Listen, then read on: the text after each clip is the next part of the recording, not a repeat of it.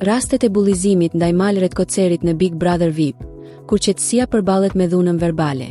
Këngëtari nga Kosova, Malret Koceri, është një nga banorët më të komentuar të Big Brother VIP. Jo për skandale apo provokime të ulëta, por për mënyrën e heshtur dhe dinjitoze me të cilën po përballon një presion të vazhdueshëm psikologjik brenda shtëpisë më të famshme në vend. Që nga hyrja e tij në këtë format, Mali është përfshirë në diskutime dhe përplasje të pashmangshme.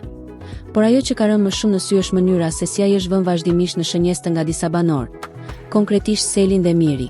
Jo debate idesh, jo përplasje karakteresh, por bullizim i pastër, fyerje dhe kërcënime që kalojnë çdo kufi. Janë pamje të shumta ku Mali shihet duke u përqeshur dhe ofenduar. Selin, në disa raste, e ka tallur hapur për mënyrën e të folurit dhe dialektin e tij. Një sulmi drejt për drejt ndaj identitetit dhe prejardhjes. Më pas, fjalori degradohet në etiketime fyese dhe çnërzuese si der, mega shkurtabiq, qen, fjalë që nuk synojnë debat, por poshtërim. Nga ana tjetër, Miri ka shkuar edhe më tej, duke përdorur gjuhë kërcënuese dhe duke krijuar një atmosferë frike e presioni. Këto sjellje nuk janë thjesht pjesë e një loje strategjike. Janë forma të dhunës psikologjike që lën gjurmë dhe që nuk duhet të normalizohen as nga publiku, as nga produksioni. Ajo që e bën këtë situatë edhe më të fortë emocionalisht është reagimi i Malit. Ai nuk u përgjigjet fyerjeve me fyerje, nuk e ul veten në nivelin e atyre që e sulmojnë.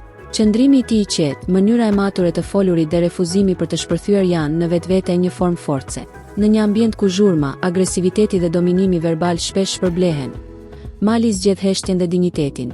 Dhe kjo i dhem bullizuesit më shumë se çdo kundërpërgjigje.